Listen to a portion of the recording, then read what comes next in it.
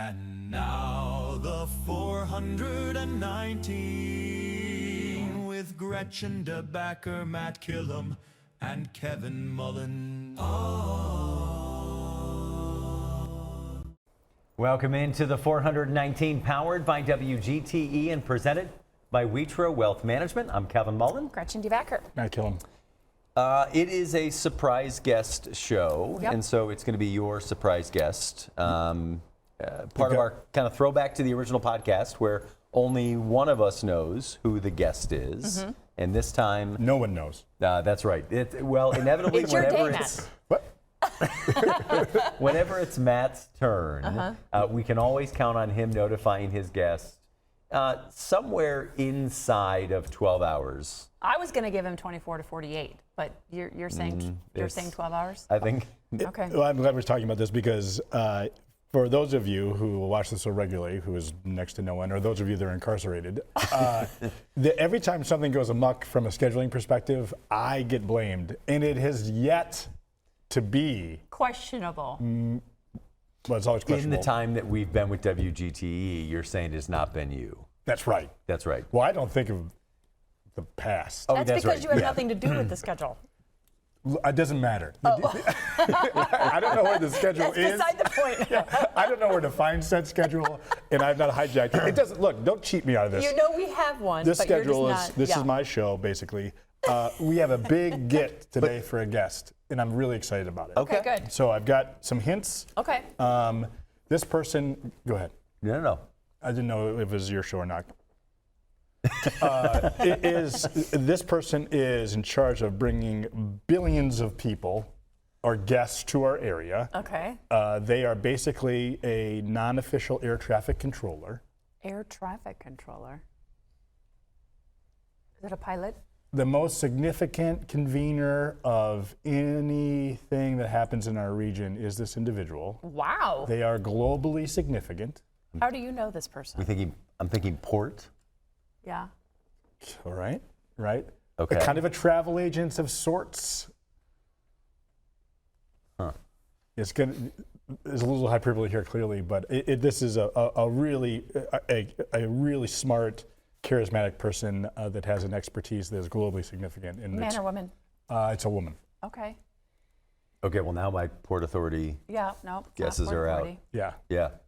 Okay. And Well, Tom Cole. It Interesting. can't be Tom Cole either. So. That's right. that's right. Okay. That's right. So it's not our go-to. Not our go-tos. Right? Tom, It's not the- Tom continues to ignore my messages and my Continues calls. to evade us. Yeah, all my edible arrangements I've been sending to his home. They're just rotting. When I think about like, Speaking of rotting, Gretchen's yard is almost prepped for season. Almost. Now, the season was 2024. In my defense, Yeah. When are it you- did snow early this year. So like Sure. I never even did my leaves. Yeah. So now that the snow is gone, the yard looks like I've got a garbage. question for you. That fern, That which fern is out is- there in the memoriam, I think it's gonna come back. yeah, from the dead. Yeah. Yeah. Yeah. I see some little green buds out there, I, and I really feel Yeah. like with some proper those are cigarette care, butts from people that have been painting your house. people are going by the I bus mean, stop. so but you're saying with proper care, you believe that it could come back. No, it's like but beyond do you dead. believe that you have proven yourself capable of providing proper care No. to where it would come back? No, normally I get the fern and then I bring it in for the winter, but the snow came upon us and I just was unawares. Yeah. In 2024. Yeah. I also just let the pumpkins disintegrate. Have you taken, have holiday decorations? There's nothing holiday out there. Because they didn't go out this year. Yeah, it's a dead fern and a dead mom. Yeah. I never got to Christmas. It's just pure, Usually- those are fall decor. Usually the Nutcracker is out standing sentry Yeah. Yeah. for close to a. It's like a metal nutcracker.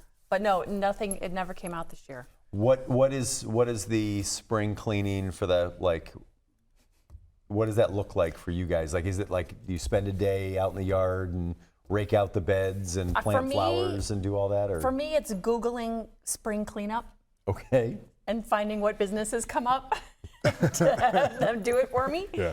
But then, yeah, I usually plant flowers. I'll put a little something spring out there, and maybe even change the light bulb to a brighter. Oh, all right. Yeah, Look at so you. mix it up. Yeah. I mean, if you want to go down the child labor law issue again, my I can have the daughter's kids always do it? looking for Okay. Yeah, that's ways a to good make idea. money. Yeah. Sure. Yeah, Yeah. they've been they're desperate Yeah. Okay. to find ways to make Remember money. when she mowed the lawn for me because she wanted to get American Girl doll? Yeah, that was when we did not have it was not a self-propelled Yeah, mower. It was a push mower. she mowed a couple of That- times. With the blades? No, not that old school. I mean, Okay. it was still gas powered, It was but there was scissors. no power. But I mean, this was Yeah, 4 years ago. yeah. She would have was been like 8. Yeah, she was little. This was the last time Gretchen, that's when she got the fern. Yeah. All right. All right, when we come back, Yes. we find out who your surprise guest is. Yes. The big get. Air traffic controller. Billions of people to the area. Billions of guests. And a woman. Billions of guests. All right, so he clearly took issue with you saying people. Yeah, he did. All right. I take issue with most of the things you say. Well, that's fair. All right. true. When we come back, we'll find out who Matt's surprise guest is here on the 419. Support for the 419 comes from Witro Wealth Management, where we understand that your financial path is personal. Advisory services are offered through Capital Investment Advisory Services, LLC. Securities offered through Capital Investment Group, Inc. Member FINRA and SIPC. More information at witroadvisors.com. The 419, powered by WGTE, is made possible in part by supporters like you. Thank you. Introducing The Local Thread, a community news series uniting voices and storytellers from across the region. In partnership with La Prensa, the Toledo Free Press, the Sojourner's Truth, Toledo Public Schools, and Rethinking Jails and Justice. The Local Thread brings you stories and conversations that connect our community. Hear it weeknights at 7 on FM 91 with early access on podcast platforms each morning. The Local Thread, only on WGTE. Welcome back into the 419, powered by WGTE, our mystery guest. And it's Matt's mystery guest. And now I see why you took issue when Gretchen said 3 billion people. Yes. And you I said billions. Guests. Yes. Millions. Yeah. Billions. It's billions. Billions of visitors. Visitors. That's right. Visitors. Yes. Tiny travelers visiting Northwest Ohio. Kim Kauffman with the Black Swamp Bird Observatory. So, Welcome. Thank you Yeah. for coming Thank in. you. I'm so excited to be here today. Thank you so much. Kim, at the risk of making you feel uncomfortable, I was introduced to you by friends of all of ours, probably Karen Fraker, asked me to come with her to the Toledo Museum of Art to hear, and I just moved back really to town, and she said, well, come and listen to the biggest week in birding. And I do love Karen. I was like, the biggest week in birding.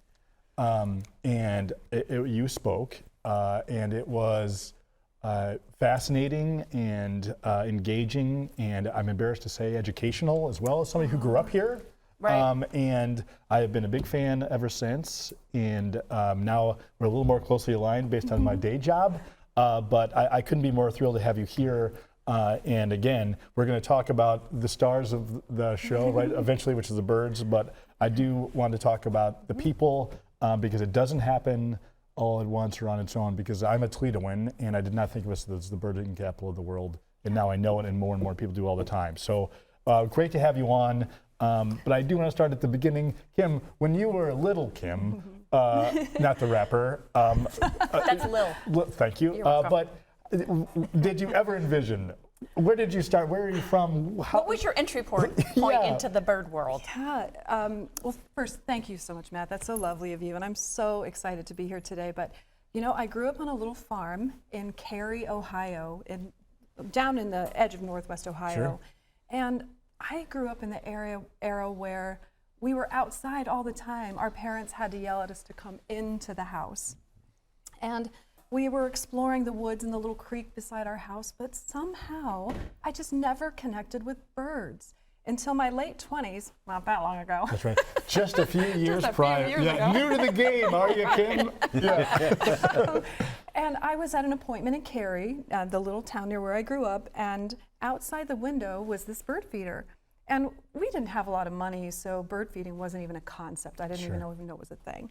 And it was in the summer, And on every perch was a summer male American goldfinch. And if you don't know what that is, look it up. Now I'm giving people homework to know.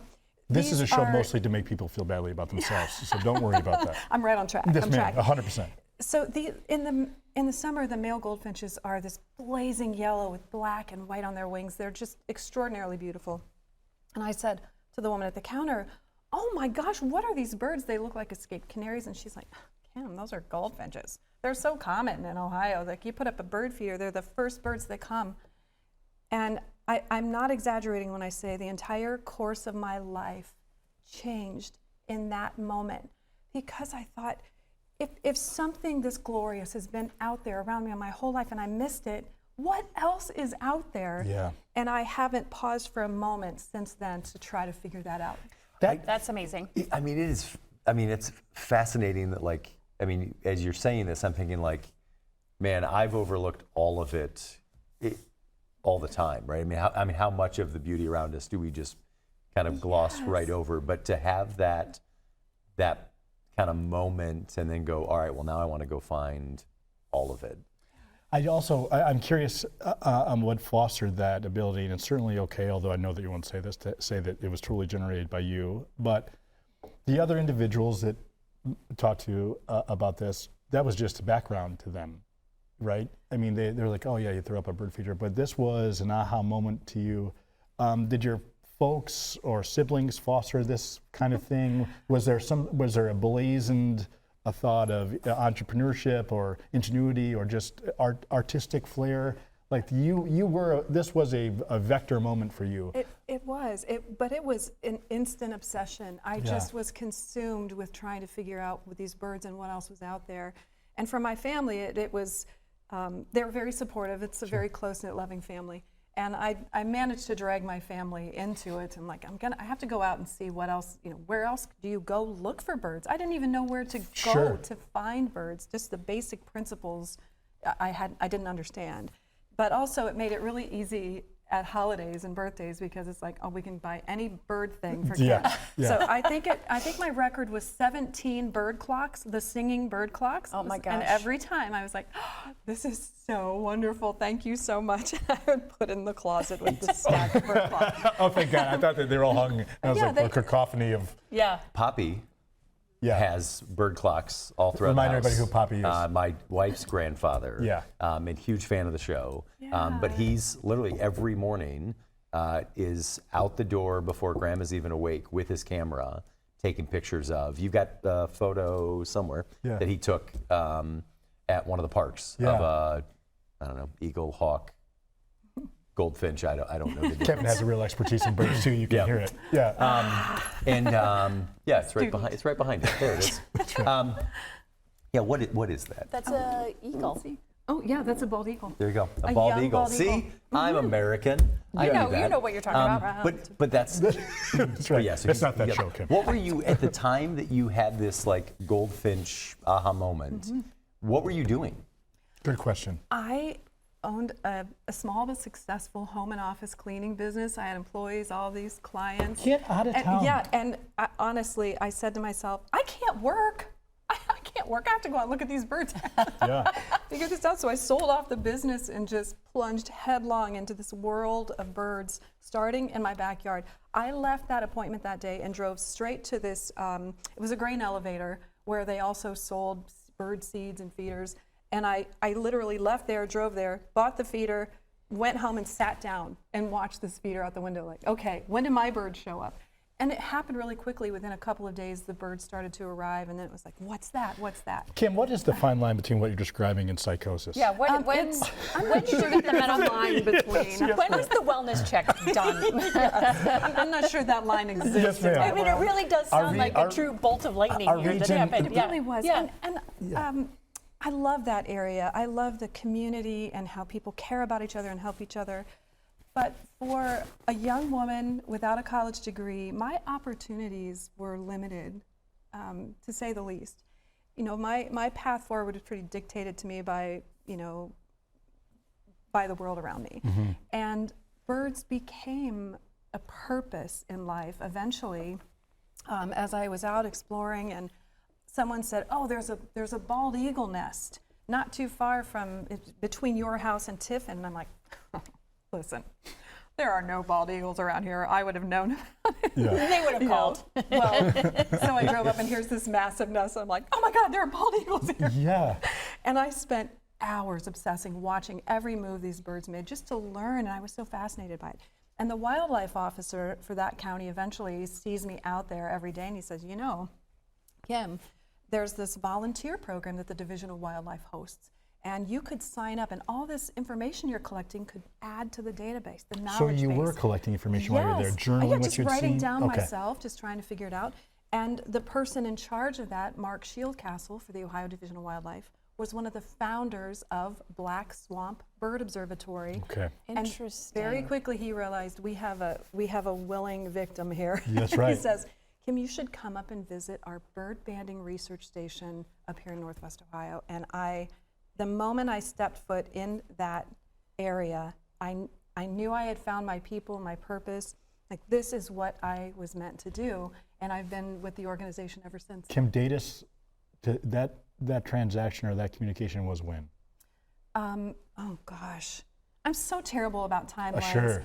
Well, birds don't carry I would watches. say mid 1990s. Okay. All right. Got it. Okay. And so Like this, 1997. Gotcha. I recently became obsessed with the live cam they had on the Eagle Nest in California, which was so terribly interesting, but that's another story. This obsession with birds and your in the life of birds also led you to your husband, did it not? It did. And your husband is also a very much of a bird authority. Can you talk a little bit about him and about how you guys met? Kim, this is what happens. I bring a guest on who is fascinating, and I have a whole set of things I want to get to, and then these two. This is interesting. How is that not a good question? is. It's a great question. It was one of my questions. Okay, I'm sorry. Matt, hang on. I wish I could replace them with birds.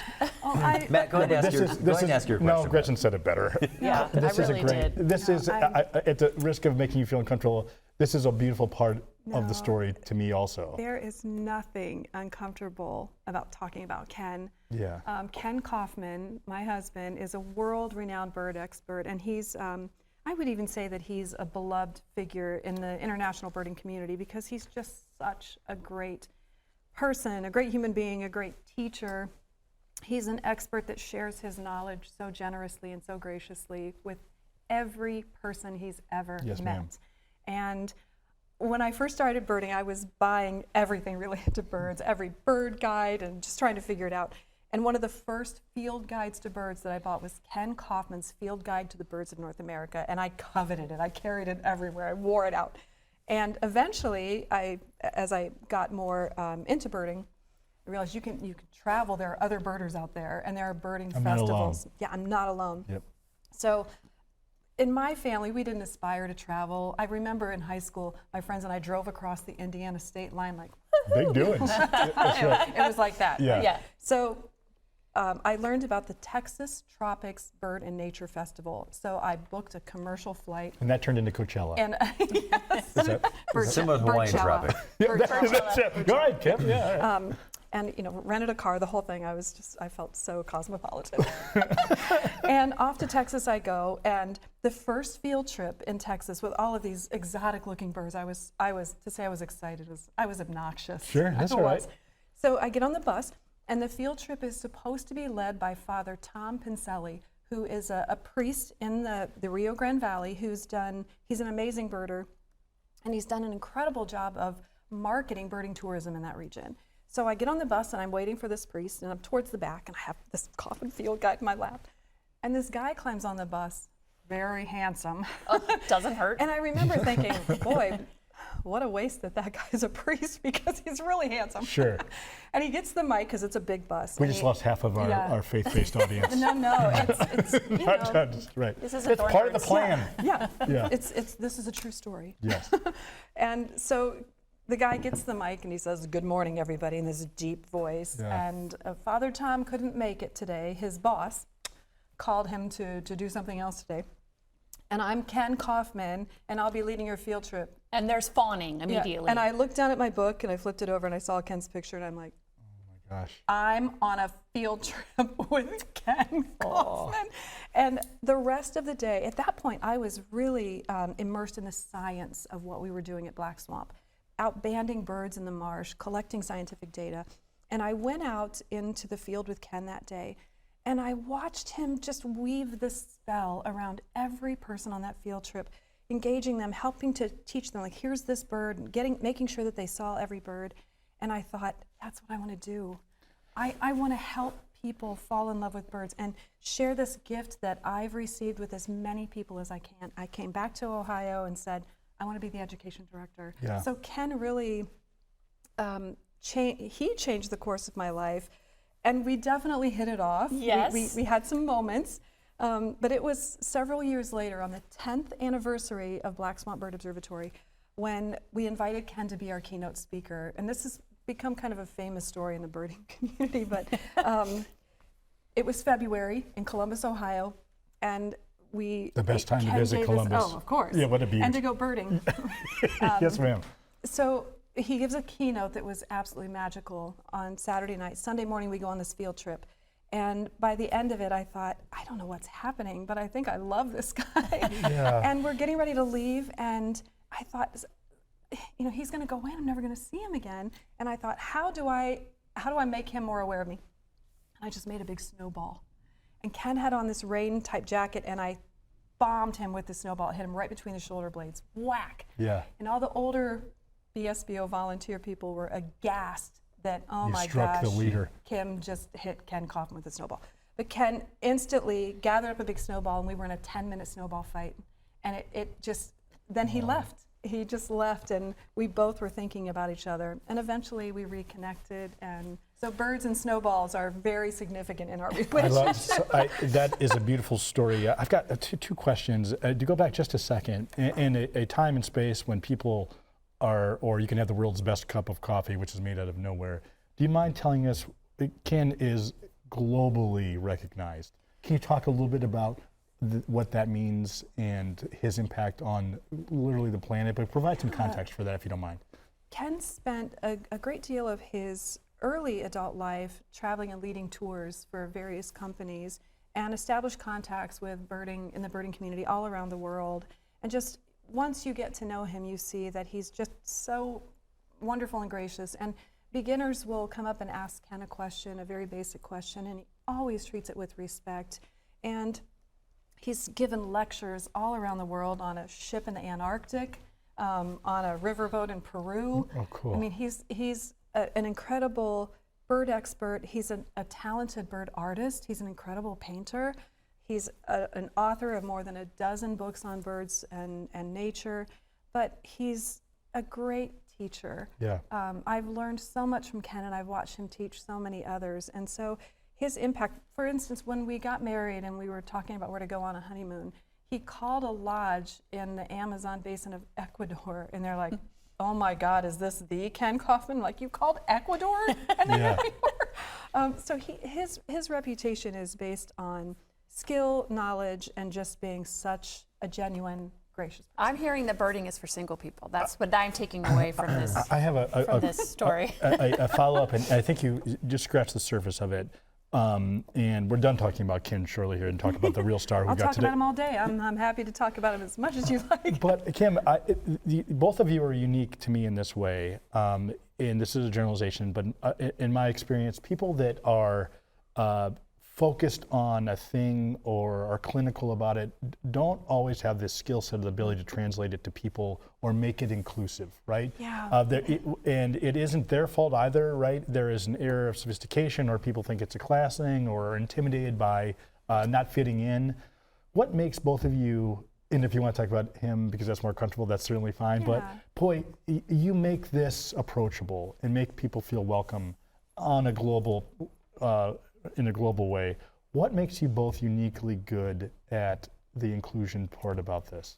That's a great question, Matt. And I think I could go in many directions with this, but I think to just whittle it down to the most simple philosophy is that birds have brought so much joy and wonder and curiosity to my life and to Ken's that we want everyone to at least have the opportunity to experience that and to feel that joy and that excitement and the wonder of not just what birds look like, because they're beautiful and they're intensely alive. when you see a migratory bird this spring that's coming back, that's some of them that have made extraordinary journeys, weighing less than this pen, a bird called the black-poll warbler, in fall will move south, then east to the eastern seaboard and leap off and fly over the Atlantic Ocean for 80 hours nonstop. A bird that weighs less than a pen. Once you start to know birds and enter that world, it's endlessly fascinating. And the other reason is that bird populations are in serious decline. Habitat loss is happening around the world. We want people to fall in love with birds because people care the most about the things that they love. And if they love birds, they are now invested in supporting habitat conservation. We're talking with Kim Kauffman with the Black Swamp Bird Observatory. We're going to take a break. When we come back, I want to talk about the origin story of the biggest week in birding, because to some extent the birds decided this, but I also think, right. Kim, you decided this too. We're encouraging it as well. And so we'll hear that story when we come back. On the other side of the break here on the 419. To me, community means connecting to others. I'm Donnie Miller, and welcome to The Point. I love CBS Kids! We're a community committed to education. Discover new ideas, dive into exciting subjects, and engage with the world around you. I would send them personally a t-shirt. Crime doesn't pay in the old West End, pass it on.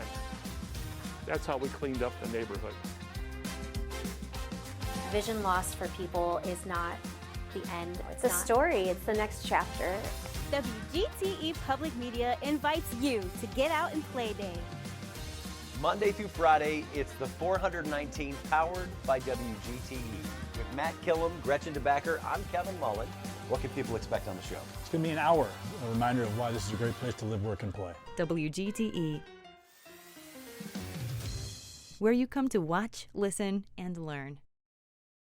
Welcome back into the 419. We're talking with Matt's mystery guest, Kim Kauffman from the Black Swamp Bird Observatory. The biggest week in birding is right around the corner. Birds are probably already starting their journey to Northwest Ohio. Let's back up. Like, first of all, what is and why is this the biggest week in birding? Well, you're right, Kevin. Spring migration has already started. The vanguards of bird migration are here. The red-winged blackbirds, the sound of their calls are out in the marsh now. It's happening, and we're very excited. And you ask about the biggest week in American birding, and on paper, the biggest week is a 10-day birding festival in early May, and it's timed to coincide with the peak of songbird migration through the area. It offers something for birders of every skill level. Whether you're an expert or you have never gone out birding before, we make that entry point as easy and warm and welcoming as you will ever experience anywhere in the world. And there are workshops, van trips, field trips led by expert guides that will take you all around Northwest Ohio to all these great birding areas that we have. There are so many places to go out and enjoy birding in Northwest Ohio. It's just such a magical place. And where are they, just for the most basic level, where are they coming from and going to?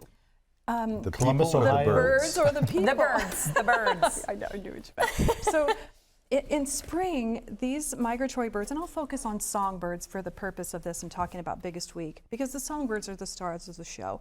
Many of these birds are spending the winter in Central and South America and making these long journeys north towards their breeding grounds. There are some birds that will winter in the southern part of the U.S., but the bulk of them are in Central and South America. Based on their political beliefs? Yes, exactly. How long is the journey? It varies. Sure. In spring, there are 3 general routes that migratory birds are taking. The first part that skirts the Gulf and comes up through the coast of Texas. The second, we call them the trans-Gulf migrants. And again, these are tiny birds weighing less than an ounce that will move up to the tip of the Yucatan Peninsula and leap off across the Gulf for 18 hours nonstop. And we know that ruby-throated hummingbirds, some of them make this flight.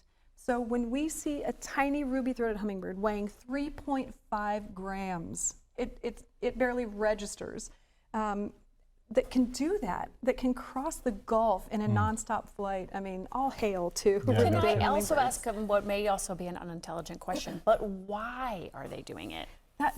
There are no unintelligent questions at all. That's Well, such a we'll great- prove that wrong. That is a question that still, I think, is not completely understood. One, it's food and nesting areas. So many of these birds, like the shorebirds, for example, are going to go up into the tundra of Canada and Alaska where they'll breed out on the open tundra. But food, a lot of these are insect eaters. And so they're moving back and forth for the abundance of food and the openness of habitat that's available in Central and South America. So those areas of vast vegetation provide the habitat and the food source that they need to survive the winter. And they are making extraordinary journeys. There's a bird called a bar-tailed godwit. It's a big shorebird. It's the longest nonstop flight of any animal in the world. They fly nonstop for more than 8,000 miles from Alaska to New Zealand in one flight.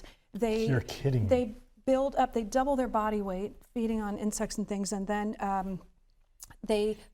during the flight, they shrink their internal organs, like the digestive organs, because they don't eat, obviously, and regrow those organs when they reach the wintering grounds. That's insane. That's incredible. It's just, that's what I mean about birds. The more you're into it, the more fascinating it becomes, and the more drawn into it you are. But when that happens, generally, as an outsider, that also comes with it some annoyance at the folks that are, I almost feel like, when you show up late to the bar and everybody else is already drunk, you're just annoyed with everybody, right?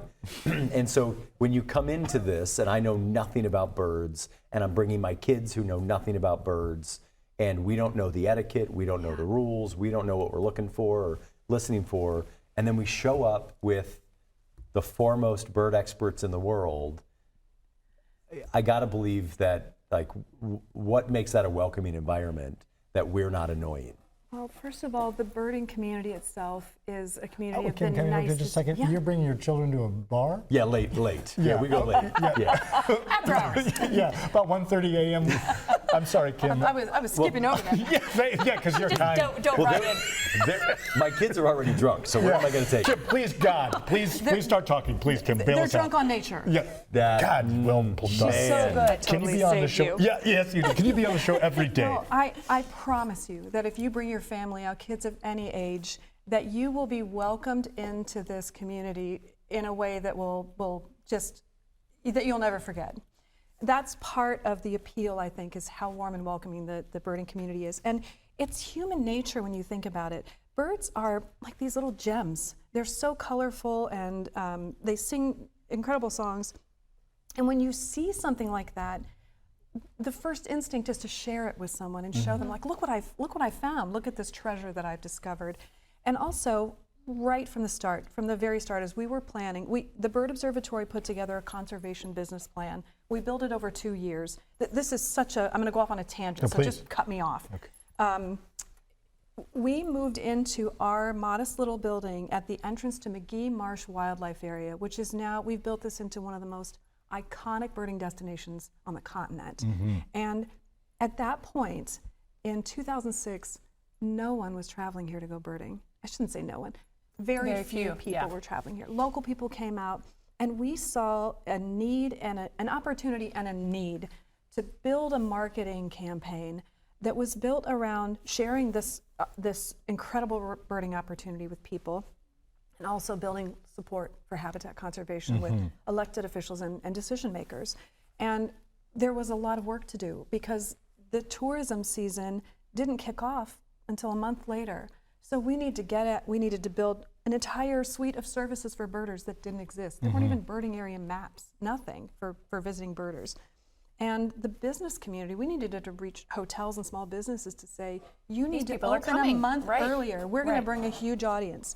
And so we built all these things into it. And then Ken, my husband Ken, was writing for every birding magazine in the country. So when we had things in place, Ken started to write about birding during spring migration. And it was as if the collective birding community turned towards Northwest Ohio and said, what? Birding in Northwest Ohio? It was the best kept secret on a global scale. And I want to tell you, Ken and I have traveled and birded all over the world. And the birding here, there's no place else I would rather be in spring migration than right here. And that speaks to the importance of the habitat. We must be good stewards of this habitat and protect, conserve, and expand habitat for birds any opportunity that we get. because we are the vital connecting point for these birds from the rainforest where they spend the winter to the tundra and other places, the boreal forest where they're nesting. Without us, without the wooded habitat on the lakeshore in Ohio, we could impact the global population of sunbirds if we don't continue to be proper stewards. What is something that just your average resident of our region can do to support that conservation? I know that there was an ordinance passed, at least in the city of Toledo, about the time frame and the buildings over a certain height turning lights off because that confuses them in their flight pattern. But what is something else that just, Kevin's family, what can Kevin's kids do to support? Besides getting help. It's almost as if we scripted this, because the perfect segue is coffee. You don't have to be a bird expert. You don't have to go lobby Congress to impact bird conservation or habitat conservation. It can be as simple as the cup of coffee that you choose in the morning. Because the way coffee was historically grown was under the shade of native trees. It's a shrub. Coffee is a shrub. And now big companies have learned that they can bulldoze those native trees, the forest, and plant coffee in rows in the sun. They douse it with chemicals. So when you're selecting what coffee to buy, I want you to search bird-friendly or shade-grown coffee. If you pick the right coffee, you can impact bird conservation. There are so many ways. On the Bird Observatory's website, under the Conservation tab, there's a drop-down thing with an entire list of simple things people can do in their daily life to support bird conservation. And what happens if it doesn't work? We're speaking with Kim Kauffman from the Black Swamp Bird Observatory. What happens if their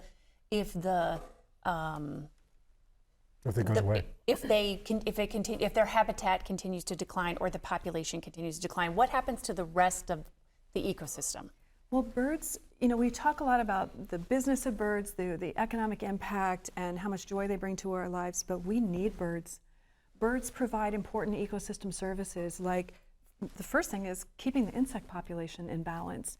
They pollinate plants, they disperse seeds, they disperse seeds that become forests. So the ecosystem services are vitally important to not just the health of bird populations, but to our health, to the entire environment. We are all in this together.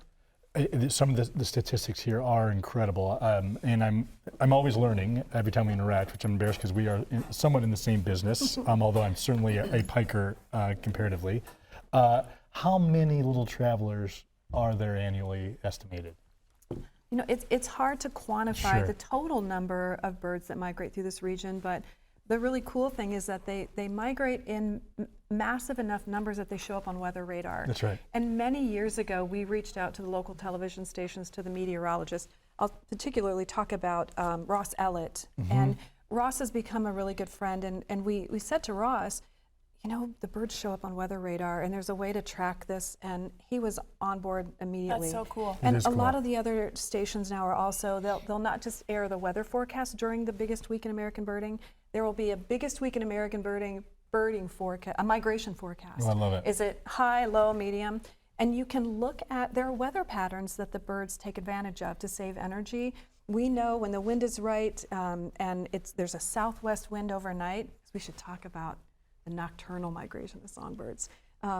We know there'll be a big pulse of birds, and that's based on more than 30 years of spring and fall banding research, where our staff and volunteers are right out in the marsh. We set up these big nets. They're called mist nets, and they're about 12 feet high, 42 feet long, and the birds can't see them in the vegetation, so they gently are swept into these pockets, and our staff will extract. They take all these measurements, they put a little band on their leg, and then they're released.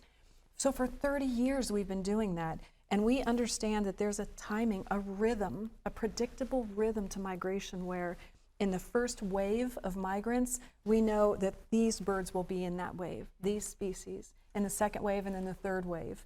And so it's so, the science of it is so fascinating too. But billions of birds not just pass over Northwest Ohio, but are dropping down into the habitat on the lakeshore. And so that's why there are so many ways that we can work together to make the passage safer for birds. I don't know that this question has a definitive answer, but it is probably just a given that they know where they're going. But they're not following a map, they don't get a triptych, if you remember what those were, which dates me. But do we have any idea how these little buggers know where they're heading or where their approach? I mean, How long is your show? Yeah, sure. Some people feel like it's never ends. This is part one. Yeah, that's right. This is so fascinating. If we could fly, if humans could fly, we could migrate the way the waterfowl, the ducks and swans do, because the adults teach the young the route, and they migrate during the day using visual landmarks. Okay. But when you start to talk about songbirds, it's almost like science fiction, because these birds, first of all, they migrate at night. And we know from scientific studies that they migrate using celestial navigation. You're kidding me. They know the star patterns. And That's something crazy. like a little, what we call, it's a family of birds called warblers, and we'll talk more about that. But I mentioned black pole warbler earlier. This bird that makes this journey, this 80-hour journey. Songbirds hatch out instinctively, knowing where and when to migrate. The adults don't show the young the way. They don't migrate together and communicate like, hey, come this way. So this little black pole warbler, some of them will hatch out all the way up in the Yukon Territory. And maybe they'll stay around the nest when they leave the nest with the adults for a month or two. And then some night, when the sky is clear and the winds are right, this little bird that weighs less than a ballpoint pen will take off on this extraordinary journey and just know that they'll come down through the Lake Erie marshes in Northwest Ohio. We banned a huge number of blackpoll warblers. The marshes are so vital to the global population. Then move to the eastern seaboard and then make this journey. So every blackpoll warbler that we see this spring has made that journey and back at least once. That's amazing. We're talking with Kim Kauffman with the Black Swan Bird Observatory. I have a crazy idea. Okay. I want to do, Kim, run. in lieu of Gretchen's wacky quiz. Oh my, look at the time. Let's do a bird quiz. Oh boy. We're talking about I'm wearing a bird songbirds. So let's do, Well done, Gretchen. I'm going to play some bird my shirt. sounds. And we're going to let you three battle it out to see if they're going to get it right. You might as well, Kim, you might as well give Matt and Gretchen a shot at this first. I'm in. So they can get it wrong, and then right. you'll give us the right answer. All right, here we go. Here's bird number one. Oh, hang on. I let my volumes up. I turned it down for TV. Here we go. So that is obviously a duck. That is, I'm pretty sure that is a mourning dove. What in the world is happening over there, you cheaters? Cheaters. All right. Kim wrote it down. Nailed it, Matt. All right. Thank you. Yep. Here we go. That's a common That's a one. red bird. Are you, good for you, Gretchen. I mean, that's not the actual name. Northern cardinal. For those of you that are I'll listening, take red Cardinals bird. are my favorite. Kim wrote down my Technically answer. Gretchen accurate. actually got that. I did. I Yeah, got good for it. you. All right, here we go. Independent. I referenced this one earlier. That's a macaw. It's a well-known parrot that flies around. It's a macaw. It's a macaw. You're wrong on that one. Oh, man. Yeah. Okay. Man, Gretchen's What going is to it, get Kim? A red-winged blackbird. Red-winged That is blackbird. right. All right, here we go. Let's do two more. Okay. This is a good one. That's a wolf. That's a wolf. Matt? Oh boy, I have no idea. Oak Openings is a great place. Oh no, to see how this embarrassing. bird. Tell me, whisper it in my ear. A barred owl. That's barred got owl. to be, okay. Yeah, that's I got right. it. I knew I this should was- have known that was an owl. I 'cause knew of this the- was going to be humiliating. Yeah. All right, here we go. And one of my favorite birds of all time. Okay. Big. Mainly because The mud hen. I am wildly immature. Okay. Here we go. And you already know which I one bet it I know what is. you're gonna say. Yeah. God.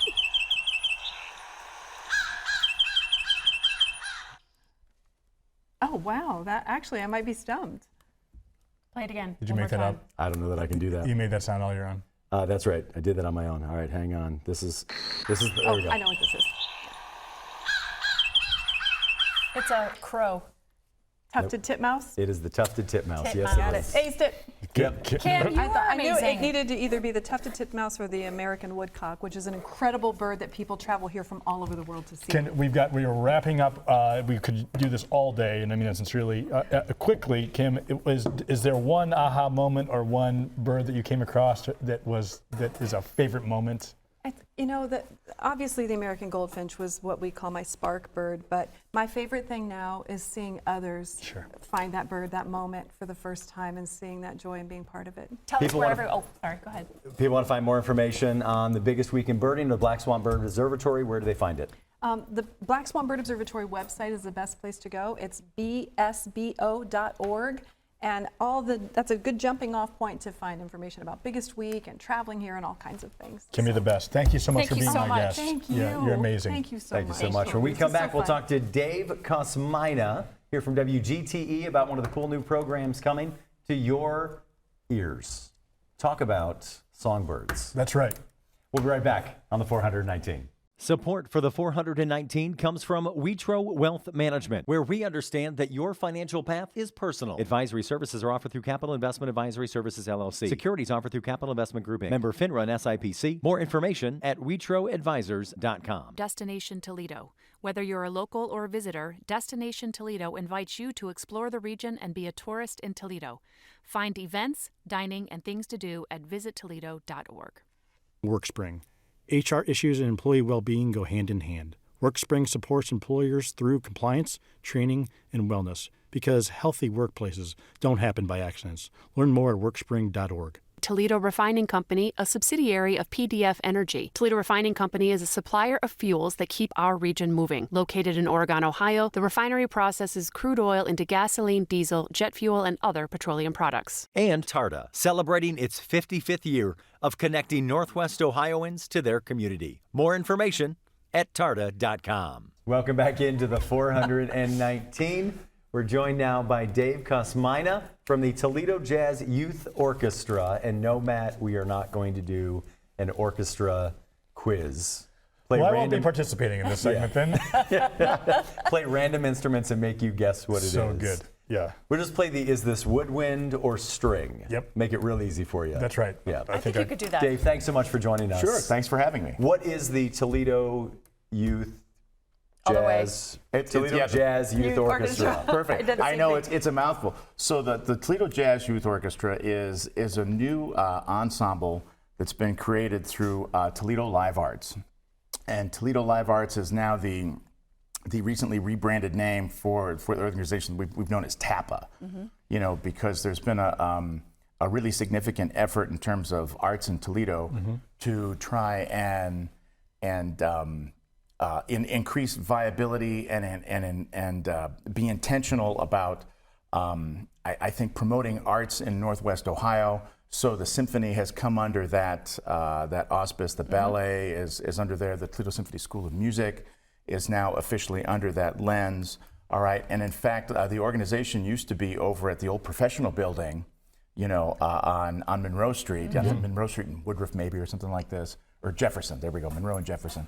And they recently acquired the space at the very end of the Stranahan, all right, so over on Heather Downs, and so that organization has now also enveloped the Toledo Jazz Orchestra under its umbrella, and I think in additional discussions since the youth orchestras that used to work, I think, somewhat with Toledo Public Schools have now fallen under the symphony.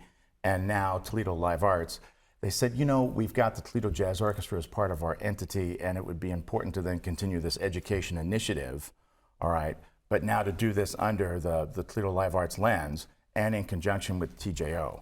So that's essentially what happened. And so it's a new thing. There have been permutations of this that existed years ago. I mean, I remember when I was in high school, you know, I mean, people were doing, there was an offshoot of this group that was run. And it sort of kind of went by the wayside, and I think Zach Vassar felt that it was, hey, we should probably make sure that we're promoting education of all the musical endeavors that we as an organization is trying to do. The conductor Elaine Trudell is in both, and he is a well-known jazz musician, but is also the conductor of the symphony. So I'm sure that he had something to do also with both. Absolutely, yeah. I mean, Elaine's great. Okay, and does he make you say that? And no, he does not make me say that. Yeah. You know how those Canadians are. They rule with an iron fist. I'm telling you. Yeah. All right, but No, it's funny because I only played under him. I think maybe once. I did some random concert like something that was at the Peristyle for. What do you play? I play trumpet. That's my primary instrument. Gotcha. What's the secondary instrument? Oh gosh, a ton of different things, but that's a Okay. long discussion. Easy with the ego, Dave. Just say it. Usually piano. Yeah. All right. Matt, is a trumpet a wood, wind, brass, or string? Dave, this is what I have to deal with on a daily basis. Just answer the question. You know, it's all of the things, all of the above. It makes sound. The way I there play you it. go. Right. Yeah. I don't play limit, it like I a don't limit string. myself to. I'm not going to classify that important instrument into one category. You're not into segregation. See what I mean? They're Right. just short thinkers, right? Yeah. Dave, other than misspelling your name terribly, I'm going to put you on the spot here. Okay, sure. You're now running an animal house out in the south end of Toledo. Who is the most unruly person underneath that tent? Is it the ballet? Are you constantly warring with them to get their acts together? You know, actually, well, the ballet is usually our students rehearsing about the time we get there. But you know, It's insufferable. But they're on the other side of the Okay, building. all right. You know, so you know we just hear the gentle rumble rumbling. of feet. Yeah, but do you know. talk about that. You mentioned So- that this is something that it was sort of hedged at or nipped at prior, but this is a triumphant connection or an amalgam of all the arts in our area. You've been around a little while. This is working and it's exciting. Do you mind putting some context into that? Well, I think what's important is that we have this organization that I think they realize that we've had all these independent groups in Toledo for a long time. And I think they realize that we could have more impact, and that in some aspects there's a lot of overdub that happens. You know, I mean, there's so much advocacy that's required to get arts organizations to function. And they thought, gee, you know, maybe we could use some of the administrative machinery that might exist for some of these other organizations to actually promote and benefit these things. And part of that includes their education wing, you know, and so there's already this mechanism in place, you know, for training future musicians in Toledo and Northwest Ohio. And so I think they said, well, geez, now we need to not only do this with the classical musicians, with not only the academy where they can, or the School of Music where they can take their private lessons, and with the youth orchestras where they have ensembles to perform in, all right, but then also into the realm of jazz. And it's a natural, it's a natural partnership because now the TJO falls under that umbrella. What is the age group for the kids and the youth in the Jazz Youth Orchestra, and how do they get into it? Is it an audition process? Yeah, that's a great question. And in fact, one of the things that happened when I interviewed for the job, because I wasn't necessarily expecting to do something else. I'm pretty busy as a performer and educator and whatnot. And one of my pals called me randomly, you know, one evening and said, "Hey, there's this new thing opening up, and I think you'd be really good to do it." And I thought, "Oh man!" But the more I thought about it, I felt that the opportunity to help grow this in my community, because I mean, I'm from Toledo. You know, I live in the Old West End. I'm a big Toledo fan. I live in the Old West End. All right, excellent. There we go. We're neighbors. Yeah, Who how knew? about that? All Yeah. right. And so the opportunity to do this here in Toledo really spoke to me. But what happened is they said, well, you know, you're going to have to recruit. And they thought, well, how many students you think you can get? You know, you're going to get maybe, you know, 7 or 10. I thought, heck, we're going to have a whole band. Are you kidding me? Yeah. You know, so basically part of my job was to essentially strong arm all of my friends that teach in the school systems, you know, call up band directors, say, hey, I need you to send me your students because we're going to have a full band. And so we do. I mean, we've got 4 trumpets, we've got 4 trombones, we've got 5 saxes, we've got a flute player that happened out of the blue. You know, again, someone called and said, hey, my daughter is working, you know, already does some jazz in one of these combos at school. Would you consider adding a flute? And I said, heck yes. So, you know, cool. and full rhythm section. So we've got almost a 20-piece big band. Are these, what's age group? So it's primarily high school. I think I have one student that might be in 7th or 8th grade. Are there plans for the orchestra to perform places? Oh, absolutely, yeah. I mean, we rehearse every Wednesday night over at the Center for Live Arts, which is the name for that new facility that they've got. And they've really done a really cool job. It's amazing, yes. Yeah, I mean, they've got great practice rooms and rehearsal spaces and office spaces and gathering spaces. But we're going to have a concert on, this is going to be April, I have to look at my notes, April 26th, which is a Sunday at 4 p.m. in the Bob Bell studio, well, Robert Bell, you know, studio. Great man. So, yeah. Why is this important? Why is it important? Well, it's hugely important because number one, the arts are important. Yes, sir. Okay, and education's important. All right, and the arts are one of these things that, I mean, not only do we understand who we are as humans. You know, I can't quite paraphrase the Churchill quote. You know, but you know. If we're not fighting, this show isn't built on accuracy, so fire away. But if we're not fighting for the arts, what are we fighting for? Yes, sir. Right. You know, That's a great way to segue up. Thank you very much. We're talking with Dave Kosmyna from the Toledo Jazz Youth Orchestra. If people want information, where can they find it? they can find it if they go to Toledo Live Arts, and we should be able to have all the information about concerts and whatnot. Awesome, Dave. Thank you so much. Appreciate your time on the program. When we come back, we'll wrap up this Friday edition of the 419. You laughed with us. You learned with us. Hi, neighbor. We made sure your childhood was special. Memories that could only be provided by PBS. For generations, we've given you programs that made a difference. Programs that entertain, inform, and inspired. And today is no different. This is WGTE Public Media in Toledo. It's where you belong. Introducing The Local Thread, a community news series uniting voices and storytellers from across the region. In partnership with La Prensa, the Toledo Free Press, the Sojourner's Truth, Toledo Public Schools, and Rethinking Jails and Justice. The Local Thread brings you stories and conversations that connect our community. Hear it weeknights at 7 on FM 91 with early access on podcast platforms each morning. The Local Thread, only on WGTE. Welcome back into the 419 as we wrap up this Friday edition. Matt's surprise guest, Kim Kauffman, flew in and flew out, and Big she winner. was fantastic. Nailed it, Kevin. Good bird Enough joke. I asked already. her as she was leaving, if we were birds, Yes. what birds would we be? And she gave you the middle finger. She gave me the bird. That's exactly right. No. She said, Matt, you would be, you say, a red-winged blackbird. Yes. Because of they're the horrible. personality. Because they're B.O. Gretchen, you would be, you'd be a swan.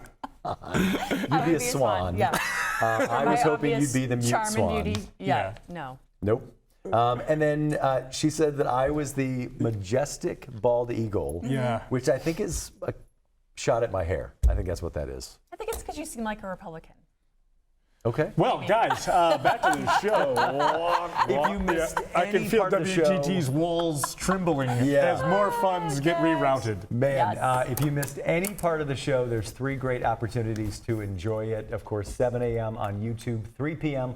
on FM 91 in Toledo, Bryan, Defiance, and Lima, and 6 p.m. on WGTE Connects, channel 30.4.